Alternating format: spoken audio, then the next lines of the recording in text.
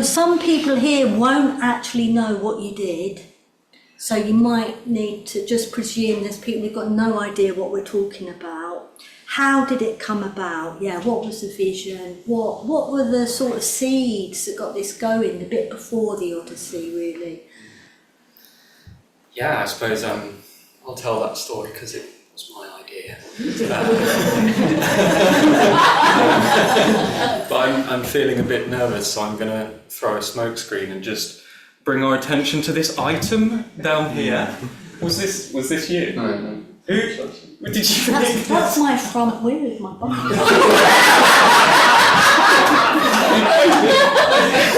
I sort of came in a bit late and I sat down and said, "Oh, that's an interesting object." And then I saw the little reflection. I was like, "Ah, yes, we've arrived." Oh, that's lovely. Thank you. Oh yeah, that's good. No, we were on a young person's retreat last year in the summer. It had just finished, and we'd just finished the clear up of the retreat, which is just such a lovely phase of being on retreat. And we were sort of sat out on the grass like young people do, swanning in the sun. And I started to think about my bicycle, and I started to think about all the people around me. And I noticed that many of them had a temple bicycle. Now, a temple bicycle is a very, very particular brand of bicycle. And very particular people buy them. One is they're quite happy to spend quite a lot of money on their bicycle. Two is they want a bicycle that's called a temple, which tells you something. And three is they sort of use old-fashioned, traditional methods of building a bicycle with new modern parts, and they try and make them last for a really long time. And I noticed about 3 or 4 people had them, and a few other people had very other nice bicycles, not quite as nice as a temple bike, but good enough. And all of a sudden the words just came out, which were like, I think it was Sangha ride. Sangha ride. And about 6 people were ears pricked up and and all of a sudden this thing had just kind of been popped into existence. It was just there, and I just, in my mind, I just saw it. The whole thing just kind of opened up, and it was just a matter of sort of keeping the energy of that immediate sort of popping going, and filling in the details from there, really. Yeah. Be careful what happens when you're lying around in the grass. So, tell the story a bit further. Well, my perspective on this is very different, because I was obviously there at this moment, and I did not own a bike and had scarcely ridden a bike for several years, barely in my adult life. And the first thing that struck me was, I'm going to have to do this, aren't I? And then the ideas start flowing, and they get grander and grander. Oh, we could cycle to Scotland. That's the end. Wow. Yeah. Sorry. And it was the kind of thing where it's like, I do want a challenge, and I want to do these kind of intense things with friends. So I was like, that's going to be great, but I'm going to have to buy a bike. I'm going to have to remind myself how to cycle. And at that point, even the thought of cycling 20 minutes felt like quite a big deal. But yeah, I then did proceed to buy a temple bike. Temple cult. And despite the initial feeling of dread, to be honest, I couldn't have been. I'm still amazed that it's in the past and we've actually done it. I'm still confused how the phrase Sangha ride becomes this. So what else happened? There's there's quite a few, I guess, extra steps. One extra step was, so I also own a temple, but but I bought this cargo bike, which you'll see appearing here every now and then. When I originally bought it, there it is. I bought it to take tools around London, and then I moved out of London, and then it just sat in my garage for ages. And when Seb approached me with this, I thought, I could use my cargo bike. and I could put a Buddha on the front of it. So some people might know early on in Triratna's history, when they were building the London Buddhist Centre, someone, I don't know who they were, someone built a very large papier-mâché golden Buddha and stuck it on top of a van and just drove it around London to sort of be like, yeah, we're here, the Dharma's here in London. And I just loved that story so much, and so yeah, I totally thought, we can do that across the entire country on a bicycle. And then I obviously thought, let's go to the end of the world. Let's take that Buddha to the end of the world. And so we ended up visiting, I think, about 14 Buddhist communities, did about 2,000 miles, just under 1,700 miles, something like that. It was incredible, really. Over what sort of time scale was that? So we did the first little leg, which was Canterbury to Buddhafield Festival, that little dotted line, which was just a little holiday for me and Kit, really. We didn't even meditate. We just cycled and had a great time. And then we were joined by Matt and James, and then we did the kind of big chunk, which we call the Sangha phase, because there were just lots of different communities that we sort of linked up through that middle bit. And then we were later joined by Liv, who's right there actually, on the screen. And then, Jack and Holly at the end, and we the last 7 of us did the last sort of loop around Scotland, which was quite a thing, cycling with 7 other people, actually. You can really own the road. Okay, so you mentioned this word, the Sangha phase, which suggests there's a phase with a different name, which we can come on to afterwards. But do you want to say a little bit more about stories from that particular Sangha phase? You know, this being Sangha Day and the Festival of Friendship, and sort of what insights did that Sangha phase help? One thing that immediately comes to mind is it's actually incredibly easy to travel up the length of the country and only stay at Buddhist centres.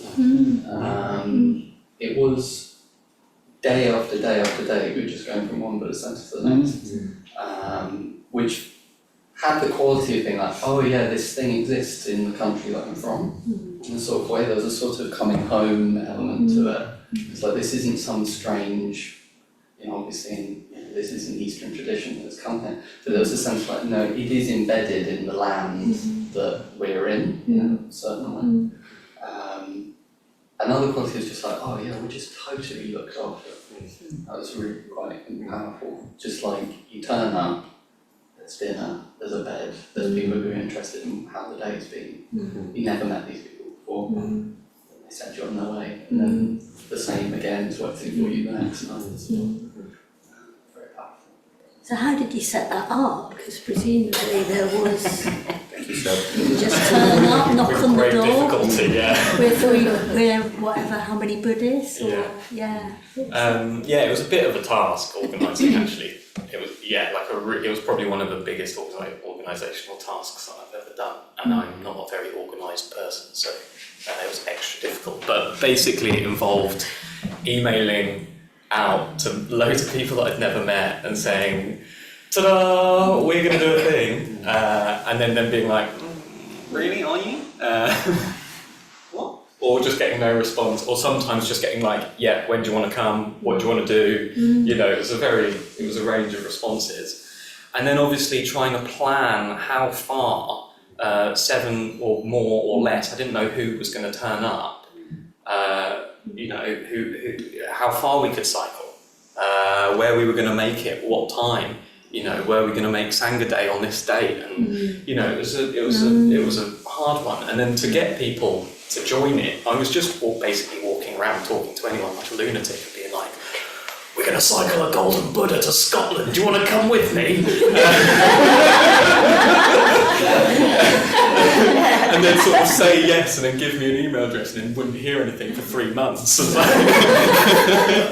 And then all of a sudden, it was sort of, "Oh yeah, we're going to actually do this," and people were like, "Are you sure? Are you really sure?" Because 6 weeks is a long time. It's a lot of time to sort of get off work or plan. And then Kit and Liv, who were helping planning at the start, sort of dropped away, and it was sort of just on me. And I just thought, okay, well, let's just do it really.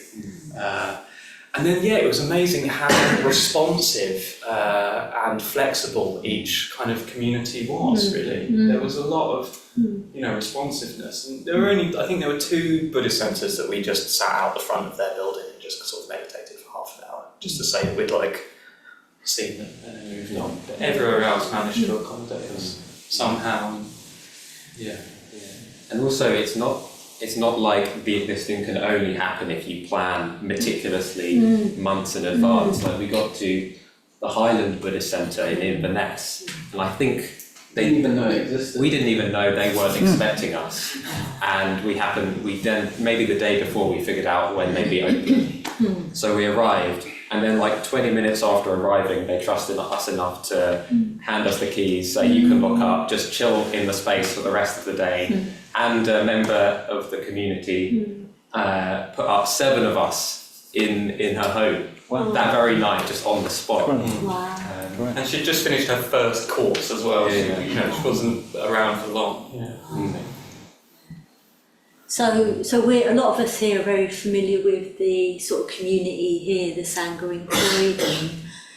Have you, are there any sort of particular qualities that you can sort of see running as a thread through this community, or, were there sort of differences that caught your attention? And just wondering about that. It will really feel like home. Okay. I think that's the quality, but I particularly noticed that.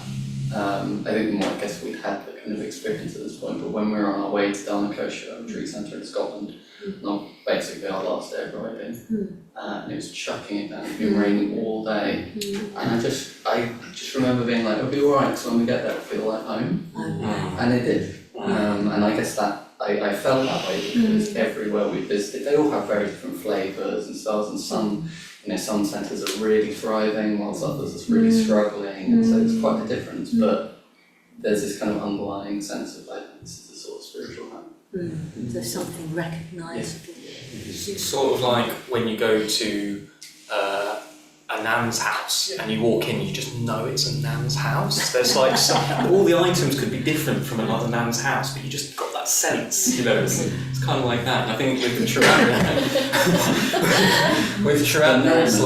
it's the nan of Buddhism, but it's like you can tell there is a shared vision, and yet it's individuals who have just thrown themselves in, and a painting's been put up on a wall 20 years ago, and that person doesn't live there anymore, but that painting remains, and then there's a modern thing put up there. It's just kind of codgelled together in a way.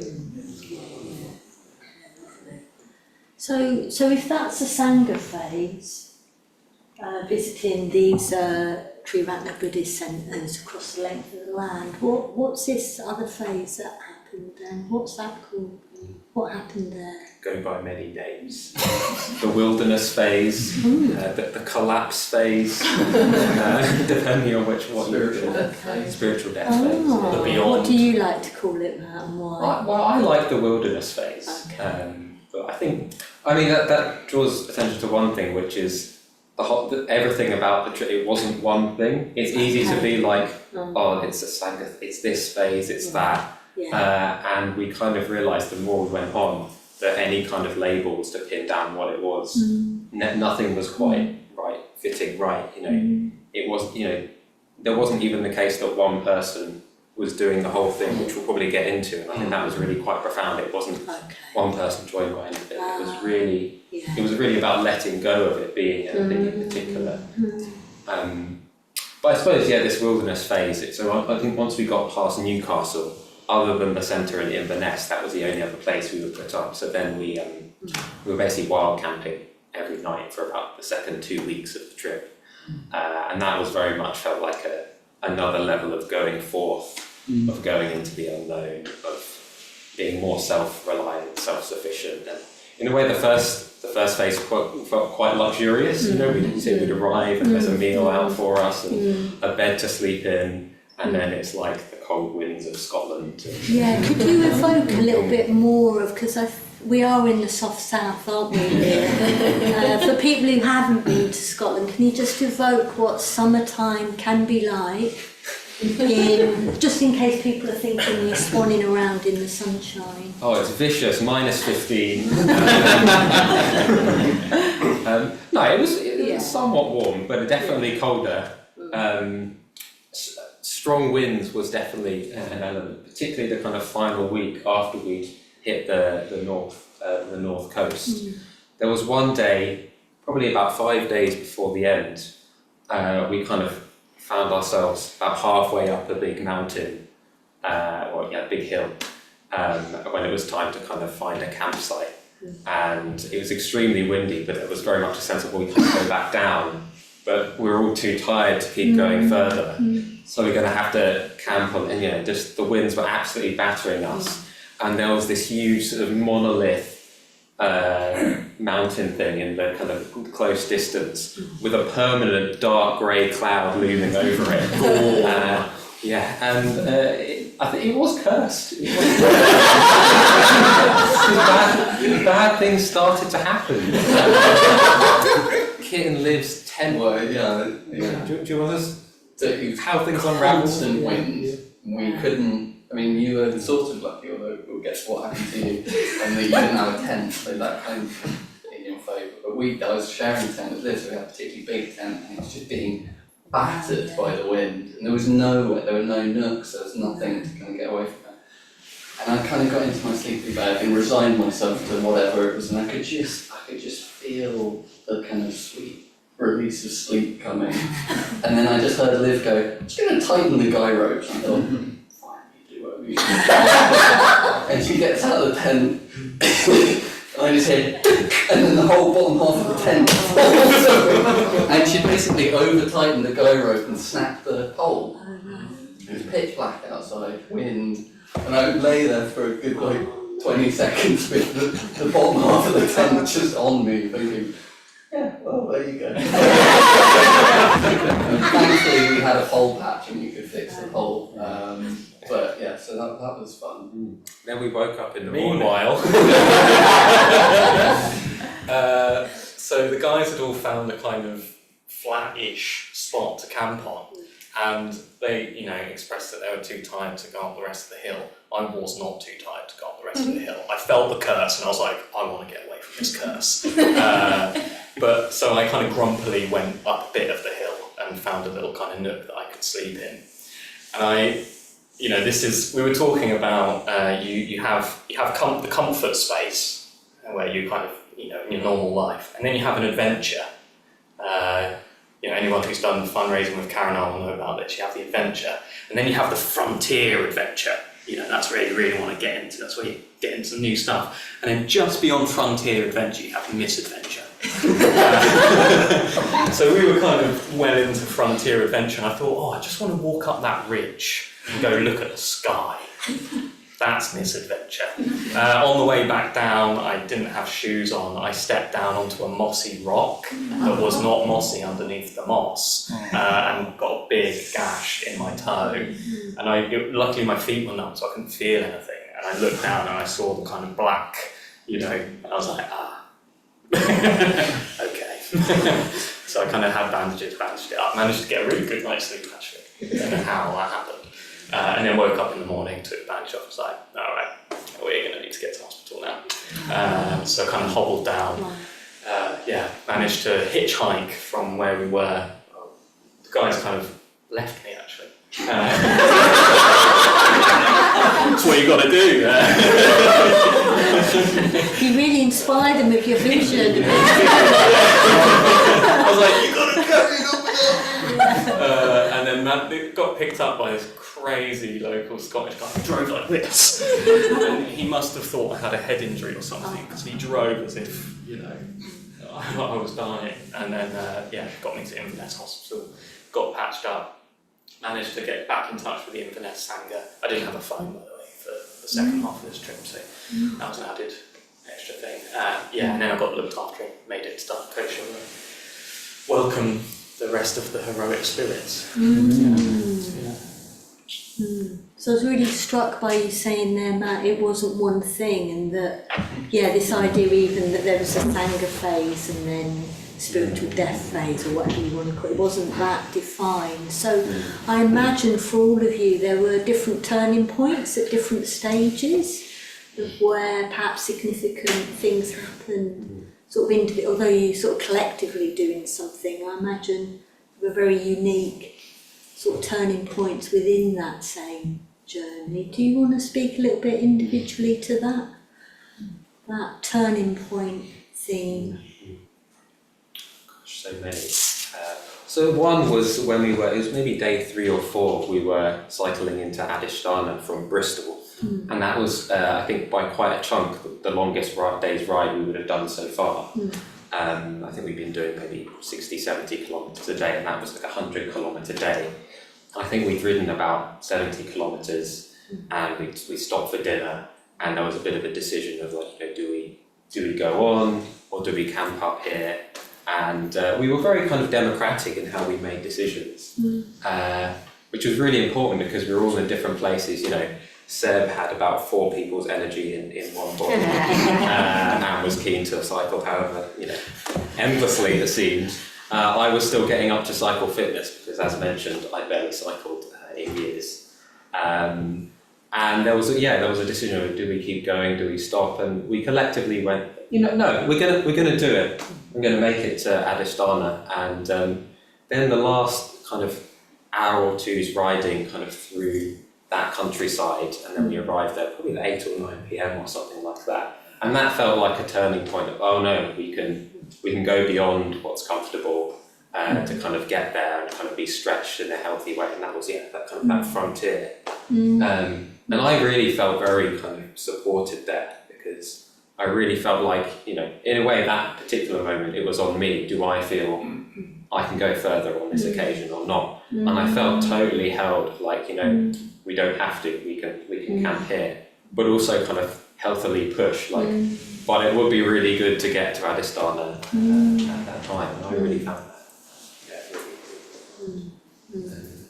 I might also talk about the last day of riding, but I'll maybe go chronologically. A little reflection on that is I remember after that you got really fast. Oh yeah, I front of the pack. I remember Seb and I going, he's got the bug.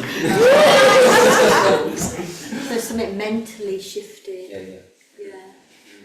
With others.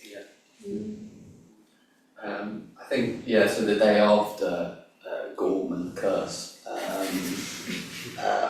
fell a bit ill. And I did end up having a day off the ride, which means no one person did the whole journey, which I think is actually a really beautiful thing to think that journey only exists collaboratively. There's a way it was built by multiple people, no one did the whole thing.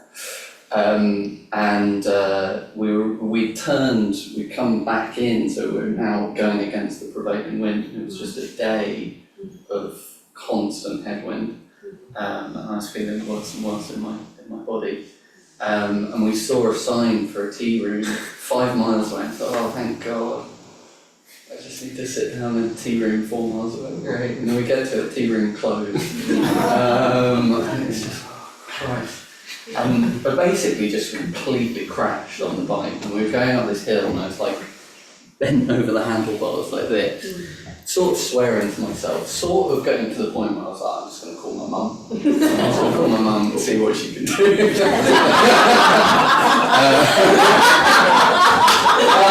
This is a load of nonsense. And I was, really going into those negative mental states, and I was really feeling bad in my body, but really, really cycling around the negative mental state. And I kind of just, in my kind of delirium, looked over to my left and I said, we're down this big hill. And obviously there's just this beautiful, endless, expansive view of the Highlands. And it was like someone had kind of like hit me around the back of the head, and I just had this image come, it's like, oh, you're choosing to ignore this. You're here, you've decided to come on this journey, and you're choosing to ignore all the beauty that's around you. And it was like, in that moment, all the energy just came back. And I think for the rest of the journey, it was going to transform from that point. Again, a kind of just the mind like this, and then it could be like this in an instant. You both tapped into a choice in that moment. Amazing. Similar turning point or something different for you, Sarah? Yeah, there was one that was actually really significant. So Matt mentioned the sort of energy that I was carrying for the trip, and we sort of had this three-way dynamic going on between what we were doing, which was it was a pilgrimage, it was a retreat, it was a bike holiday, and some of us at times wanted it to be more of a retreat, some of us wanted it to be more like a holiday, some of us wanted it to be more like a pilgrimage. I was very much in the pilgrimage camp for most of the thing, which meant make it to the centres, go further, we can do more. I was kind of carrying that energy. And I got like quite attached to that, actually. So I was navigating for like pretty much first half of the trip. My phone broke, so I had to hand over navigation to Kit. And all of a sudden, we're not going down the right way. I got really grumpy about it, actually. And it kind of kept going for a little while. And then we had sort of live join, and then there's a new energy, someone who needs to kind of get up to speed with what we're doing, and lots of kind of, flux of someone else coming in there, which I also found quite challenging in a certain way. I remember we were going along this really straight road, up to, I think we were in Scotland by that point, and this guy who was on a kind of family holidays saw us as we were just kind of packing away breakfast or something, and he was chatting to us a little bit, and he was like, "Oh, which one of you is carrying the whip? There's always one carrying the whip." And I was there with this like rainbow sort of jacket on and like no top underneath, and I was like, "Oh God." Yeah, I'm carrying the whip. And he was like, "Is that why you've got the rainbow jacket on?" And I was like, "Yeah, it helps the whip cracking go down easier." But it just reflected back to me like what I was kind of doing, and it was needed, but I needed to hold it very lightly. Gentle whipping. I don't know how to phrase that in a good way, but that energy was needed, but it just needed to be purified, I guess, in some way. And then after that, I was like, okay, it'll be fine. Yeah. So that sort of leads into this area, I guess, of where you've had a period now after this, haven't you? And sometimes it's not always as clear when you're in the middle of something, the effect it's having on you. And I just wonder, as you sort of reflect again on this Odyssey, what do you think has been the effect of doing this for 6 weeks together? What's it sort of left you with? Are there certain ways of seeing yourself that have shifted, or different energies that have come more to the fore that you own more? What's happened since? Why? In a way, I suppose, how to inspire all of us to perhaps set ourselves some new challenges, perhaps. What have you seen? I could keep going on the back of that just quickly. I think what came about was the amount of communication we were in, to bring it back to the theme of the day, the intensity and the amount of communication that we were in, all day we were cycling together, most of that time, we had a morning ride in silence every day, and then we'd start talking and we'd be in constant communication, where we're going, how we're doing, and then we'd have a check-in every day at the end of the day, which was absolutely the most important part of the whole thing. Absolutely, we wouldn't have been able to do it. And I think there was one moment where I was kind of cycling along and I was, and Matt came sort of silently cycling up beside me, and I thought, oh God, here we go. And he entered into communication with me. And he had to be incredibly courageous and honest and direct. And I had to be incredibly courageous and open as for what was going on for me. And because of that, it dissolved whatever sort of dangerous dynamics were potentially forming. And that was happening constantly. It was a constant stepping into being vulnerable. So that's definitely the main thing for me. I think alongside that, there's something a bit about just resetting intentions regularly, and that being sort of communal communication exercises as well. There were these sort of emergent qualities, and we were kind of jumping between the two of them, and it was very easy to think It's just so easy for the mind to latch onto something and say, right, so this is that, Okay. or this is that. Yeah. And just realising that every day is its own thing, and we have to come together and set the intention for that day, and whatever it was, and be very light and become playful with it. So I think that's what's really followed me home, as it were, is a sense of like how important it is every morning to be clear about what your intentions are, and not to hold that too tightly, like to let that be light and joyful and quite playful. So you're talking about the two together, that there needs a kind of direction, but there needs, like you say, a holding of it really lightly. There's a sort of approach to how to go about life generally. I imagine you really felt like you depended on one another in a very different kind of way. It's been quite strange living my normal life again. It's like, we had a check-in every evening, and then we just kind of went off into our own lives again. It's like, oh, right, okay. I saw Seb for the first time on Zoom the other week, and it's like, you! There you are! So definitely something very strong. Yeah. How about you, Matt? Yeah, for me, it was realising just how much energy can be unlocked from having a kind of a meaningful, big, hard thing to do, but not just that in and of itself, but that being held in the context of doing it and with friends, and actually with an ethical. Oh, James is here. Hello, James. Oh, not the cyclist. Shall I just come straight to the front, or is it? Yeah, come to the front. Can we find a way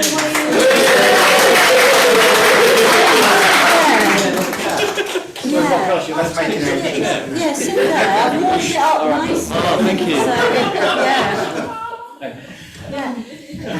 So James, welcome. I don't know if Matt was just in the middle of talking about the effect of the ride on him looking back. So maybe you could answer that after. Yeah, sure. Yeah, if you're happy to. Yeah. But please. It's having that kind of bigger vision, that bigger challenge that feels like it's sort of beyond you, but with an ethical framework as well. So what made it such a profound? So one thing is how harmonious we were actually throughout the whole time, and that is because we checked in each day. If you're going to achieve something really kind of beyond yourself with other people, it really requires not just constant communication, but real depth of communication. And that of course, tensions would start to arise, but rather than kind of building up and then eventually kind of boiling over, the whole context that it was held in meant that we had a space every day to just bring it out, to be, to practice being honest, to remember, I'm here to kind of be kind to my friends, to be generous. We were sharing all the food and everything in quite a natural, free-flowing way. And we were practicing opening up to each other. We each told our life stories at various points throughout the trip. And kind of knowing that it wasn't kind of an individual project, it was something that we're all doing collectively, and that everyone kind of needs to be taken care of. That made it not just a bike tour, but a spiritual practice. That's really what it was. And so that comes back to how much energy that opened up. When you're cycling, the days become long and expansive, and you think, God, that must be exhausting, cycling for 7-8 hours a day. You must be knackered for the rest of the day. And it wasn't like that. It was energizing. It was like having 16 full, bright days where you're really connecting with people, you're really using your body, you're really meeting people as well. We're also kind of practicing metta for the drivers in the cars moving past us, all the smiles and the beep beeps we got along the road, having it in a sort of a bigger vision of, who knows how many lives we're touching in small ways, just by people seeing 4 crazy guys cycling along with a Buddha on the front of the bike. It was kind of seeing it as something bigger and really opening to the energy that could unlock. And so that, for me, it now makes me think more and more how can I challenge myself in the context of friendship and in the context of it being spiritual practice. Fantastic. Before I answer the question, was it about what the effect of the tours had on me since coming back, or the challenge, or? Yeah, sort of reflecting back. Yeah, sort of having spent 6 weeks doing that. Yeah, what effect has it had on you? First of all, can I just say publicly thank you so much to Seb, Kit, and Matt for like accepting me into this group. I know they already knew each other quite well. They had a lot of history together, and I was sort of the outsider really going into it, and it probably in some ways would have been maybe a bit more convenient for them just the three of them for the bulk of the riding. But yeah, they really accepted me into the group, really sort of took me under their wing. I'm the sort of beginner here. I think it's sort of over the 5 weeks, it was quite apparent that I was the least skillful out of us. I was the most likely to say the wrong thing, do the wrong thing. And there was it happened time and time again, and that itself was a kind of a practice and a sort of a lesson. But they were really non-judgmental about it and really sort of supportive and held me really well in that. So thanks so much. Yeah, it's been really powerful. I'm probably not going to have as much to say as Matt actually. I haven't really prepared anything about what I'm going to say, but I think the main thing for me that it started is facing my fears and being a bit braver and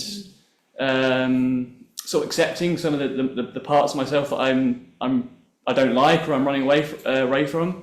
I think previously I was sort of using Buddhism and meditation in particular to be more peaceful. And I think we're all trying to find peace, aren't we? But I think it doesn't necessarily mean running away from the stress of life and just finding a quiet little corner.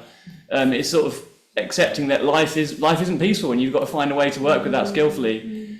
And for me, the thing that causes me the most distress is like just interacting with people and sort of trying to be myself. So yeah, like going on a tour with a few people that I don't really know and spending 5 weeks so intimately with them was like really challenging. But there were lots of moments where like, I just don't want to do this. I don't want to do this. And all those moments where I felt that tendency to run away or to not want to do something, like opening up, for instance. Every evening we did a check-in, which was good. You know, it helped us sort of bond and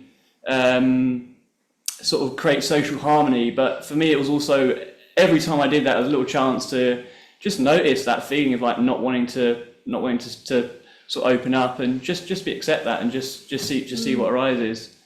So yeah, it's I feel like I've become a bit braver since doing the tour, a bit more resilient. I think all the physical sides to it as well. The long periods of cycling through the beautiful Scottish weather. It sort of toughens you up. So yeah, I think the spiritual path is about resilience. You know, it is about being able to find peace in sort of difficult circumstances or less than perfect circumstances.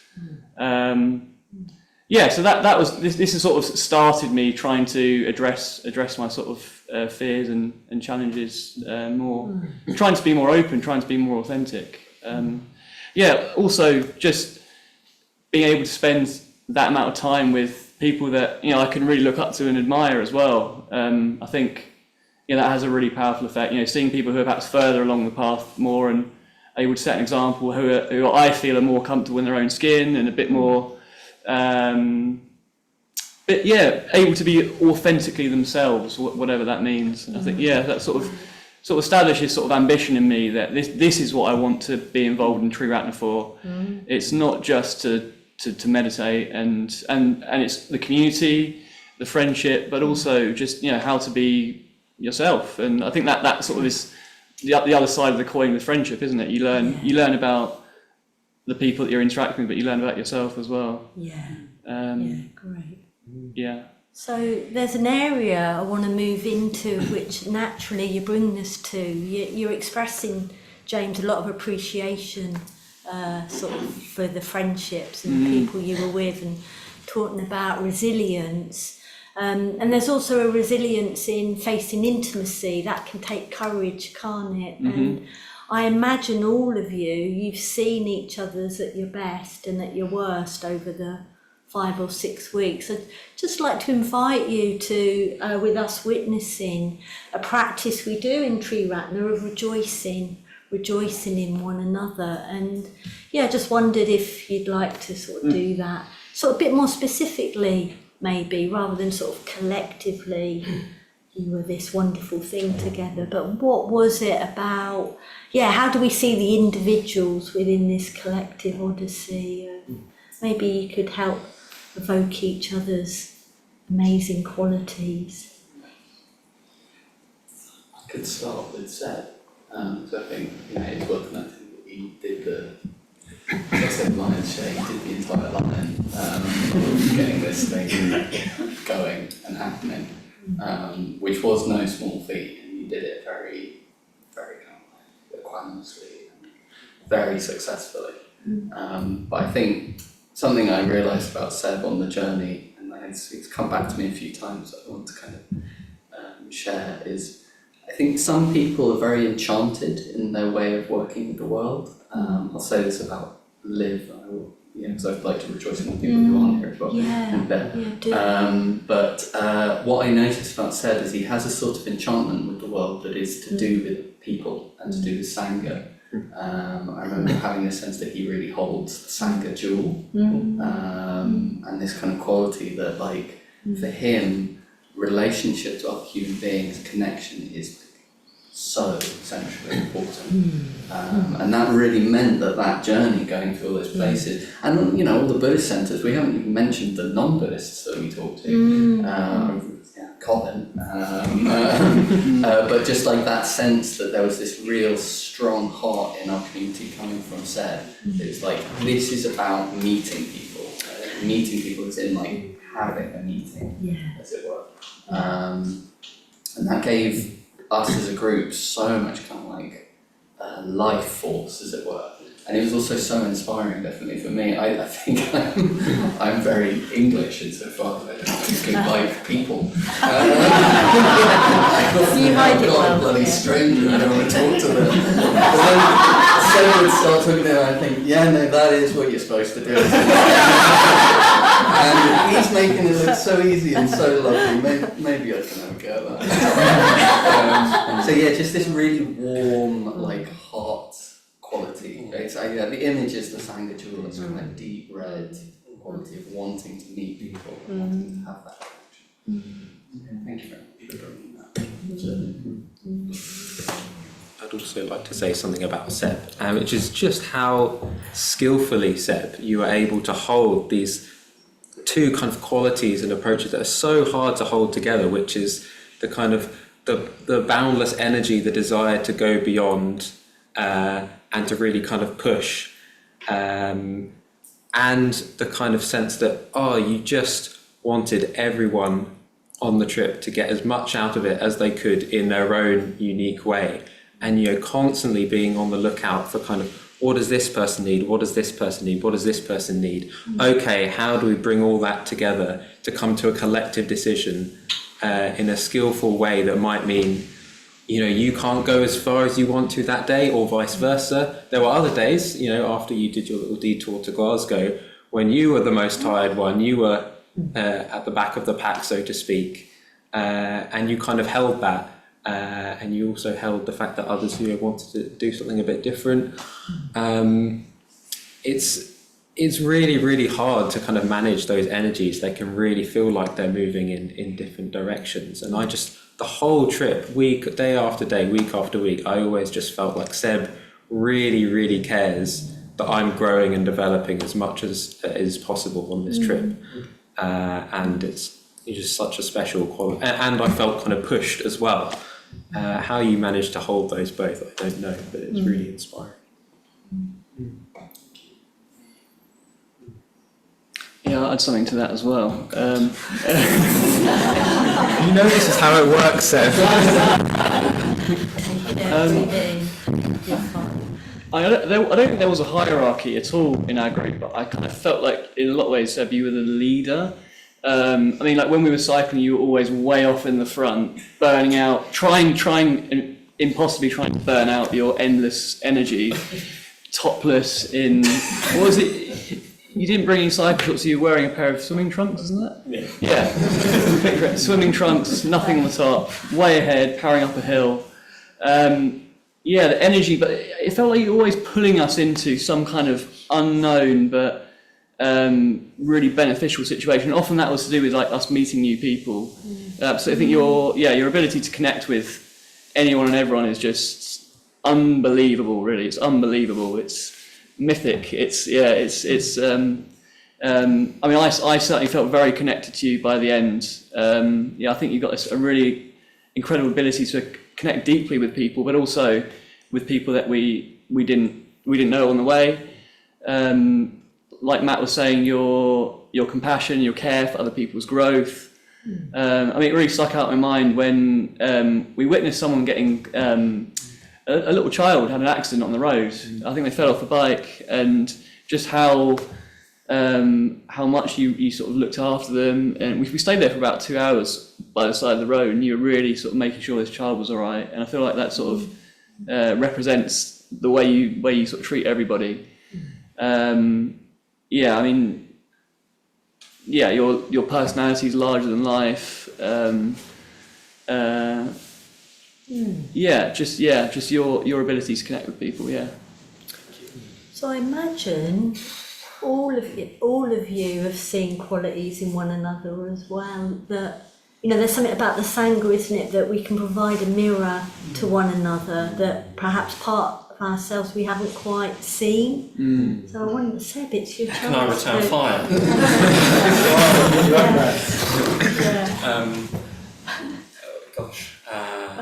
I'd like to rejoice in James actually, because he's come. You know, we haven't had a chance to really. This is the first time we've met since the trip. It's like you're there again. You made me cry so many times on this trip.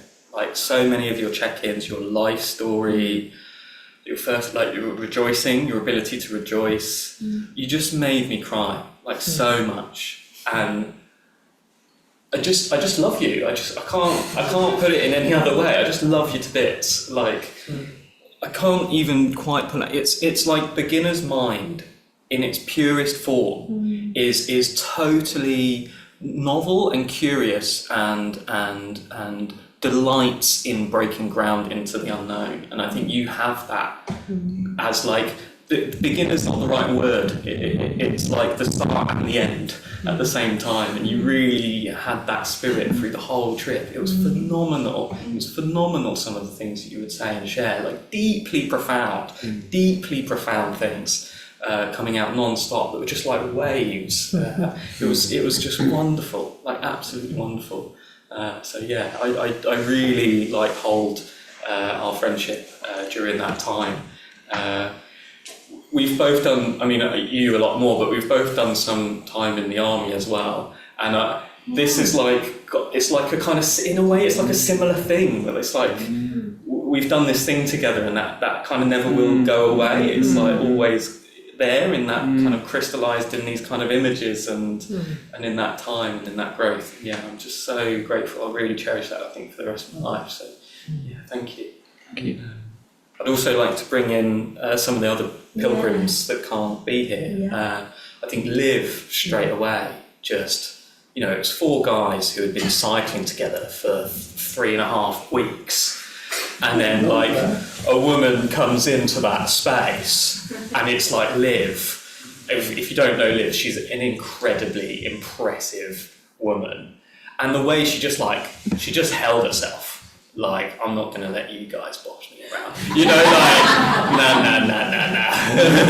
Here's how it's going to be. There was like a kind of element of that, you know. And we had this momentum, right? We had this like really strong momentum, and she came in and she shifted the momentum like incredibly well and strongly. It was phenomenal to witness, actually. So I'm really really grateful she came on. She added a dynamic of sort of, it was care, but it wasn't like soft. It was kind of strong care, which was really needed at that time, I think, and it really kicked up a lot for us. And and then Holly and Jack, who came in sort of right near the end, you know, a week or so to go, and they'd come into this thing, and they both had very different ideas of what it was going to be like, and very different sort of expectations, and it wasn't like anything they were kind of, you know, expecting. And hearing their feedback at the end was like really beautiful, actually. Really hearing about what they'd experienced, and by that point we were deep into the going beyond, and they really quickly had to catch up with the fact that they were going to be going beyond themselves in a certain way. And I'm just grateful for them to come in at that point, I think, as well. Great. Any more rejoicings before we invite some questions in? Is there time? Yeah, I mean, we could rejoice endlessly. It's Sangha Day, so Yeah. if you've got burning rejoicing, do go for it. Please do. Yeah, I'll try and do everyone really quickly now. Yeah, take your time, Kit. Yeah, no, I want to build on what said about you, James. I think like you came with an incredible degree of confidence, and Didn't feel it.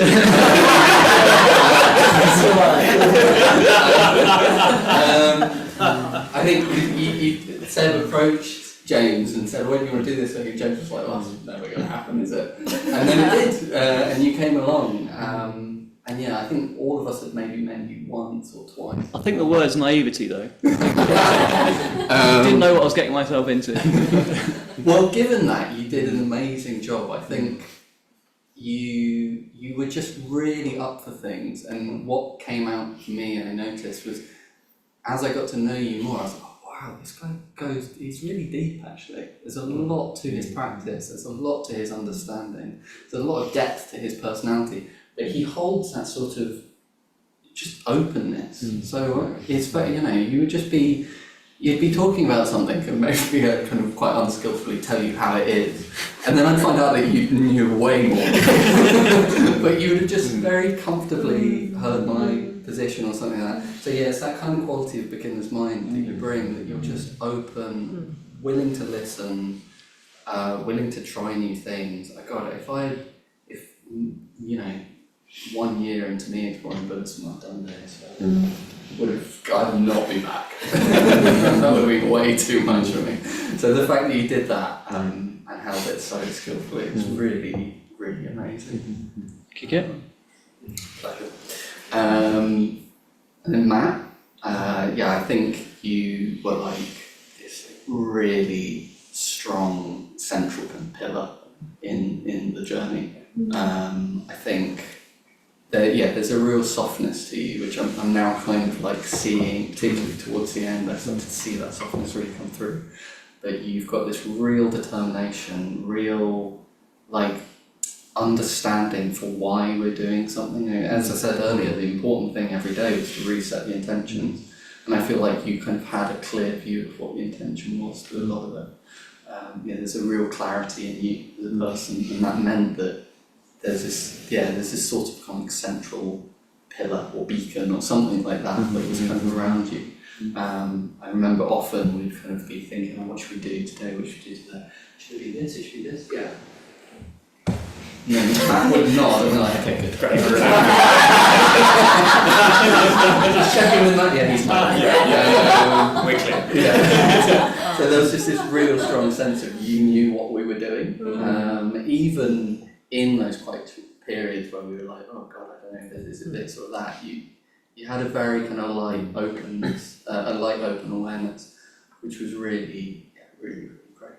And also, once again, just like you didn't own a bike before doing this. So that's incredible. And you survived the whole thing. You didn't do anything because you look after yourself. That's not. We don't look after ourselves. Matt, you're very good at looking after you, and that's no small thing. I think actually to know yourself well enough to know what you need is actually a very incredible skill. And then Liv joined you. I think really what a difficult thing for smelly boys very set in her ways by that point, and she just joined and just shook the whole thing up in such an amazing way. She also brought this like quality of enchantment that I think became very important as we moved out of the kind of like staying at Buddhist centres. Immediately started foraging as food. Immediately just like started finding all these things that we had been missing because we were like caught up in our own lives, just pointing. The world is out there and it is abundant, and just like showing us all this kind of quality. It's very powerful, and it meant that thing I said right at the beginning, in the sense that this, for me, a really important thing was like embodying our practice in the land. She kind of brought that perspective of like, this is always emerging out of the kind of earth that we've sprung from. And she really kind of brought that very enchanted perspective. Jack brings, once again, a real clarity, a real kind of like inquisitiveness. He really brought that to the journey. Kind of like really wanting to be sure about why we were doing things and what we were doing, and that kind of like there's a real crystallizing. He's very clear in communication. Like there's definitely I can't remember what he was saying. I was talking about something and I must have evidently been kind of like disappearing off into like general waffliness. And he was like, I can't remember what he said, but he basically like, what are you trying to say? I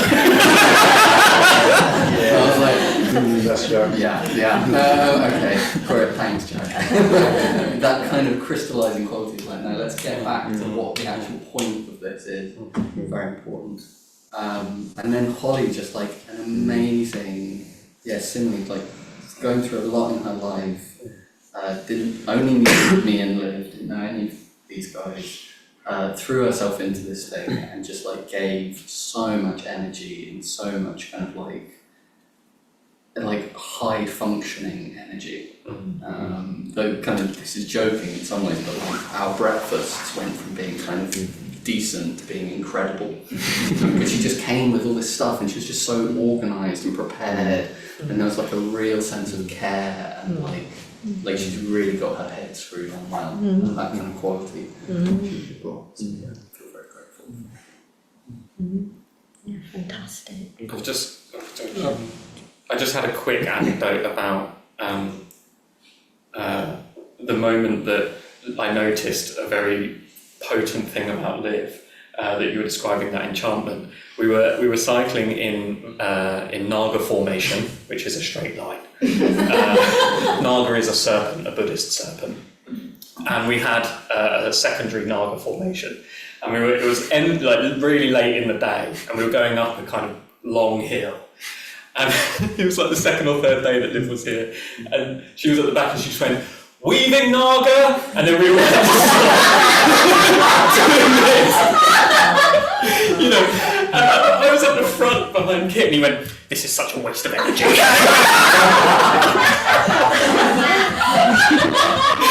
I was laughing like, "No, it's not."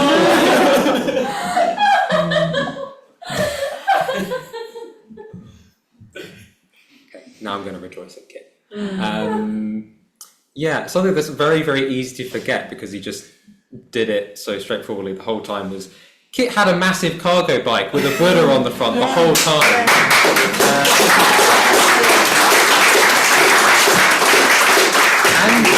And I think somehow also had like the most bags, so was carrying a lot of the food as well.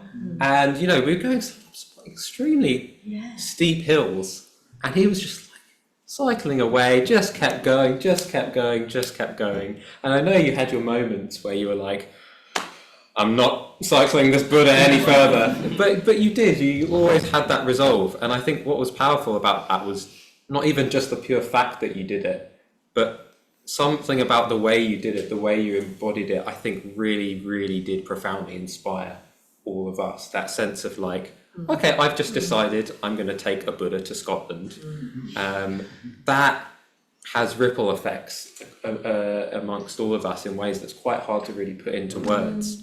But I think that really did have quite a powerful effect on me. That, Kit's just doing that. He's gladly taking more weight on his bike. He wants to get this Buddha to Scotland. That really kept me going. Like, I had my ups and downs on the trip for sure. On the last full day, we had to cycle 130 kilometres. It rained the whole day. It was really hilly. There was a lot of traffic on a lot of the roads. And I had moments like, I just think I need to keep going. I just thought, okay, well, Kit's got a Buddha on his bike. He's just keeping on going. And that was one of the things that really helped me to kind of just get my energy back to kind of just keeping on going. And I remember on that day, it was getting towards like 7, 8 p.m. And then we were moving closer to Dana Kosha, and then all of a sudden, like, the traffic goes away, and there's this like beautifully paved path through this like lush forest, and to kind of see us home to our final destination. And like the way you kind of lit up in that moment, like, oh, this is amazing, and I totally caught that as well. And we just sort of glided through this kind of beautiful space, still in the pouring rain. My feet were well and truly soaked, I think, halfway through the day, let alone at that point. Your ability to just inspire simply by just your way of being, I think it's just had such a profound effect, certainly on me and all of us. And then James, I think it's really easy to underestimate just how much you faced your fears on the trip. There's so much kind of new, all these practices, like life stories and checking in with such frequency. Like, even though, in some ways you found that hard, as you've expressed, you just went so fully into it because a part of you really kind of saw the value of it. You saw the beauty in it. And I also cried so many times. I think I cried about 4 times just in your life story. Just the way you share yourself, the way you open up, and it's not just being vulnerable, but being totally pure and honest and truthful in the fact that you are vulnerable. I also found that an immense inspiration. I often think, how can I be a bit more like James in being kind of truthful and authentic in how I'm expressing myself. And it really wouldn't have been the same without you. It's very, very special. Thank you. And I'll very quickly squeeze in something about Liv. So something about Liv, there was one moment where it was a very kind of windy day in Scotland, and a few of you ended up going to this like random knife shop. It's in the middle of some tiny village, and I think there was a bit of a miscommunication. I was just waiting. I thought you were going to be 5 minutes, and then you ended up being like half an hour. So I was getting a bit annoyed because I was just waiting in the cold wind. And then Liv came along, and she said something, and I was a bit short with her. I was just a bit emotionally impatient at that time. And rather than reacting defensively, she just said, "Are you okay?" Just like that little bit of softness, it immediately snapped me out of it, and I was like, "Oh, yeah, there's nothing to be annoyed about."